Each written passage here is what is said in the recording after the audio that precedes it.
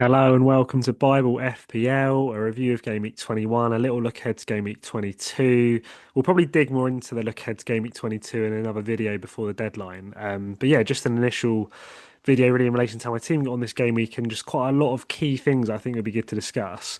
I've put this graphic up just initially because Focal posted this basically about how there's some key players in the game at the moment who people are selling in mass, but their fixtures are looking really good. And this graphic here is basically sort of showing how some of these players are basically on the cusp of potentially having some hauls right around the corner. And there's an argument for just patience, really. If the fixtures are looking good and you know the players are good quality, just keep them for their good fixtures, keep them for the ones that you bought them for, see the plan through before getting rid. And a couple of good examples of this are you've got Man City assets, so away to United, home to Wolves, and the next two are just arguably, two of the best fixtures right now. United playing awfully. As a Brighton fan, just saw us beat them tonight, but United looked to shell of themselves, and then home to Wolves the week after.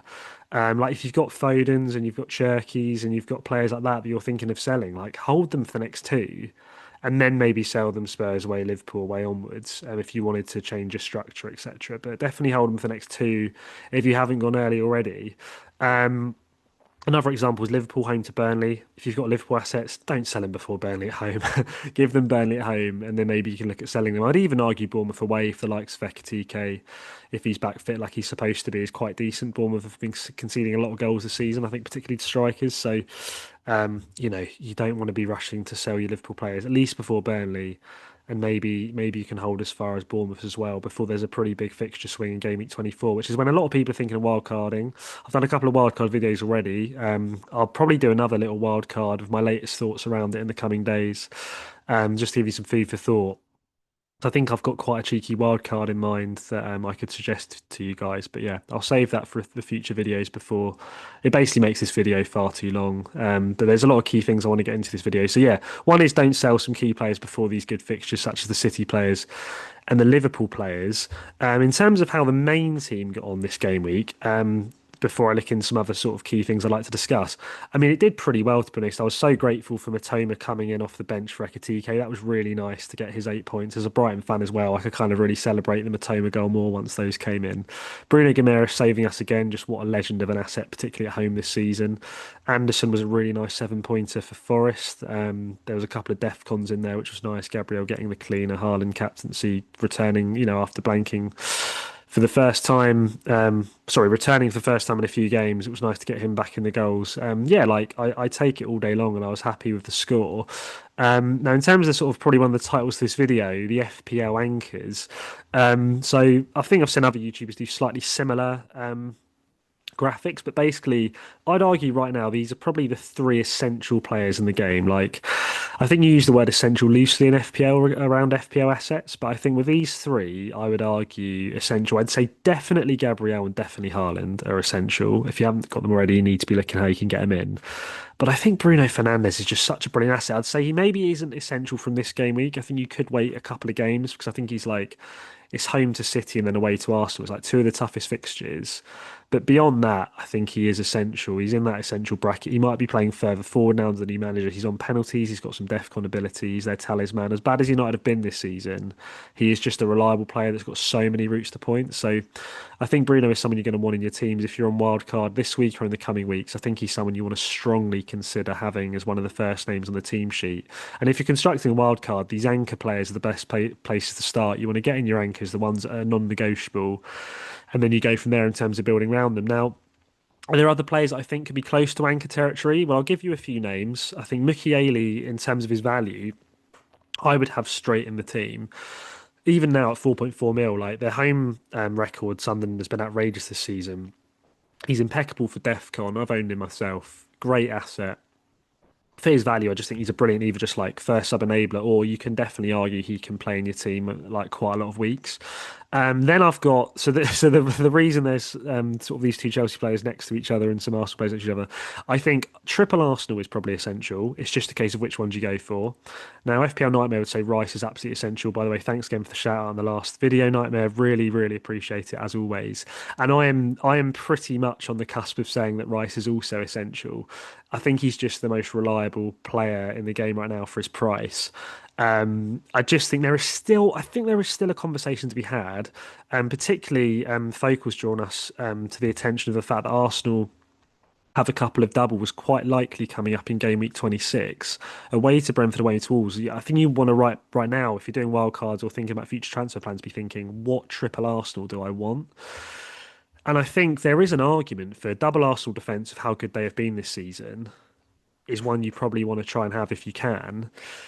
And then for that double game week, like Saka is the sort of player you might want to captain. And then that doesn't leave room for Rice. So I think there's an argument to leave Rice out, at least maybe, over the next few game weeks if you're wildcarding soon. So you've got the likes of Saka and double Arsenal defence for that double game week, if Saka's a player you wanting to captain.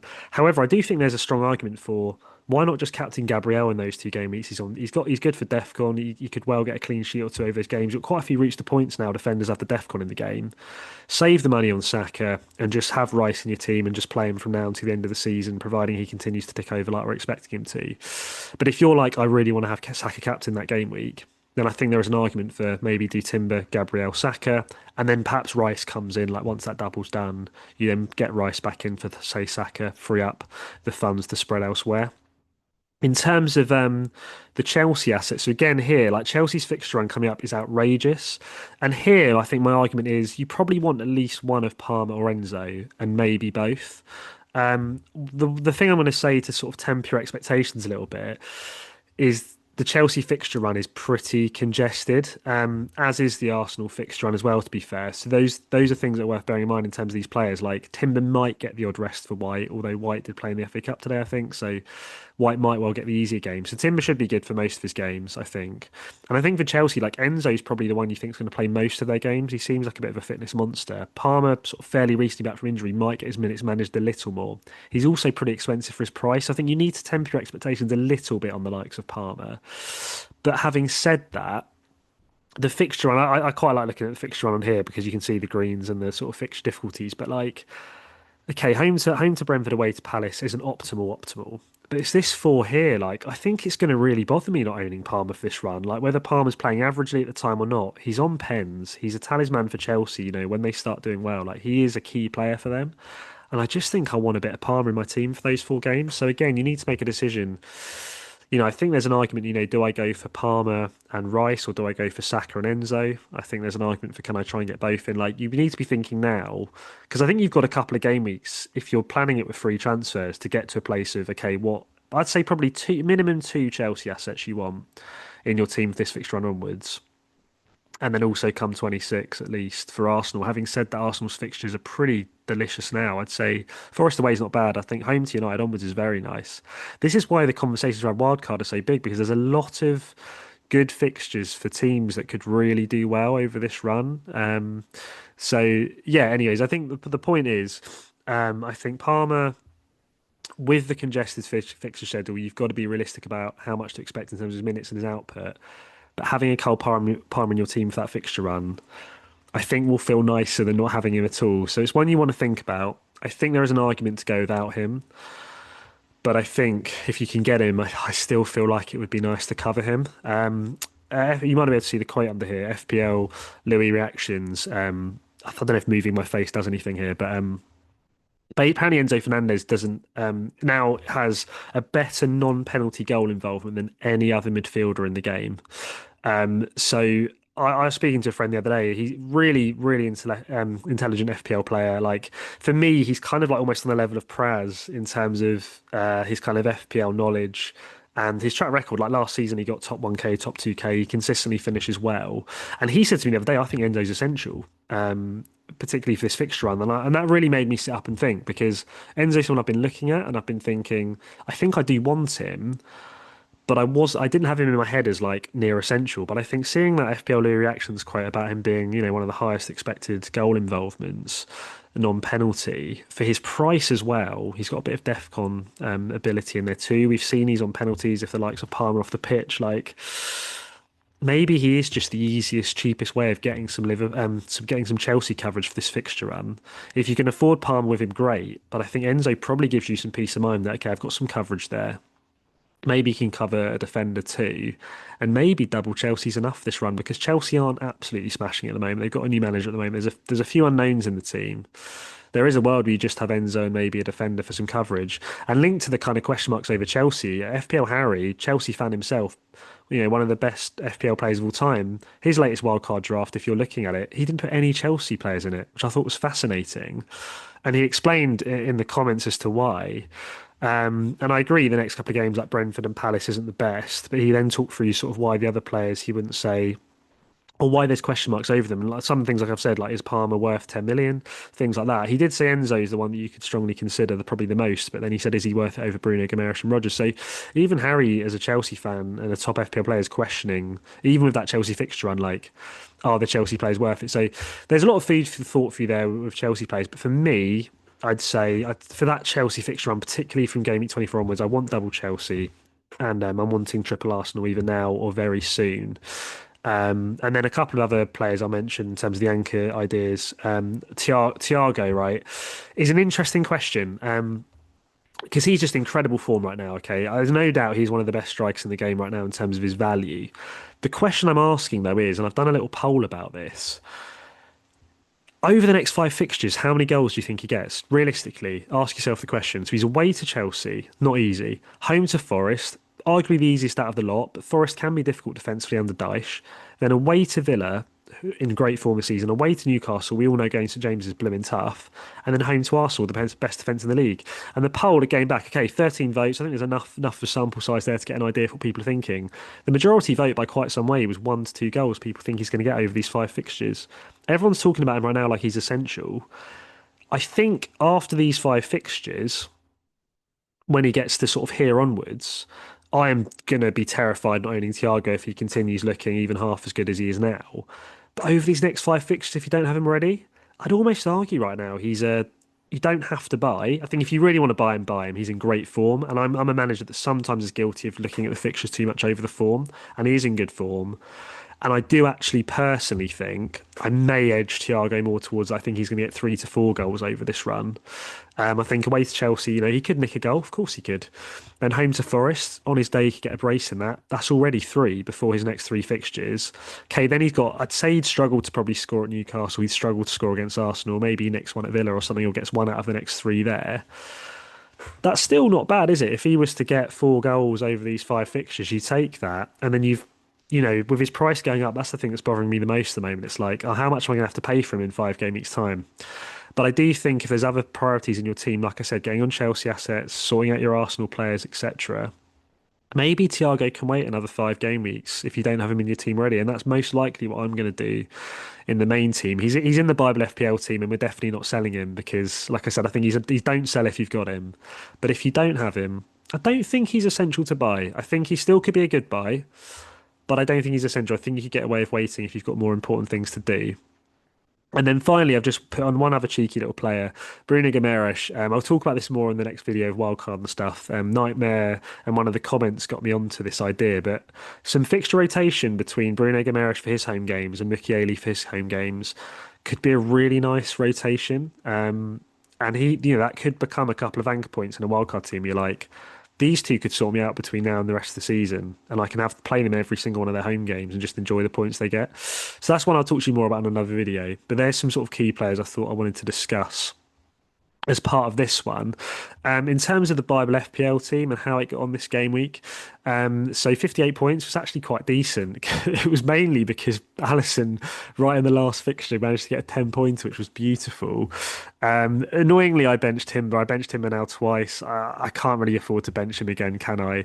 It was basically a toss up between him and Paquetá, and Paquetá did start, which I was pleased about. I was hoping he could get like a penalty again or something. It didn't happen, and I thought against Liverpool, I think Liverpool could nick a goal against Arsenal, but then without Ekitike, they were a bit toothless. So in hindsight, I probably should have started Timber. Murillo getting an own goal was a bit brutal, but at least he got Defcon to kind of even it out, and then Thiago smashing it up front with the Haaland captaincy kind of ticked us over, and it's kept us actually in the top 10k, so 8.8k now on the Bible FPL team. So it's going well. Like we're still doing well with this team. There's a lot of food for thought I need to mull over in relation to the main team, the Bible FPL team, which I'll probably talk about in the next video in terms of what I end up deciding I'll do. There's a chance I wildcard still. There's lots of different transfer possibilities I'm thinking about, but I'll give you more detail on that in the next video. if you're regular with this channel, you'll know that I always do a short Bible talk as part of these sort of roundup videos. Um, Most of the players in this team are Christian, or at least I'm confident are open enough to faith and would be happy to be in the series. And the goal that we're going to go for this time to inspire the Bible talk, it's not a goal actually, it's an assist that Patrick Dorgu got in the 60th minute for Benjamin Seschko. So Patrick Dorgu, PA for Patrick, is our PA Paul representative. Any book that Paul wrote in the New Testament, it's slightly clutching. There's not many like Paul options I can use in the Premier League that I think would be justified for the series. So we're going to go with a goal, yeah, that Seschko scored in the 60th minute for Patrick Dorgu. So Paul wrote many books in the New Testament, and the one we're going to go with is, and it's linked to the theme of anchors, which hopefully you'll appreciate. Um, I might have to move this text down if my face is in the way. So we'll move our anchor up there once we can sort out our graphics. But yeah, it's all about anchor. I thought, yeah, very relevantly, it's all about anchors.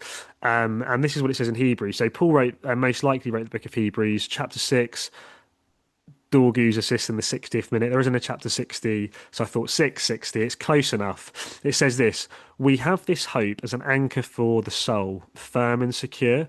And basically, the Christian faith, one of the biggest benefits of putting your faith in Jesus and becoming a Christian is you just have this spiritual anchor for your life in God. You know He's with you at all times. You know you're saved. You know that by His grace and His death on the cross for you, you are forgiven from your sins.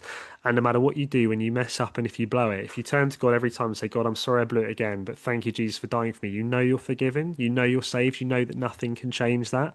And it's just a wonderfully reassuring thing. Like some of those FPL players I talked about, like Gabriel and Fernandez and Haaland, like they're in the team for a reason because they're such solid players. They are anchors in football. And in FPL, they will regularly get you points, but they will let you down at times. Like I had Fernandez a few weeks ago.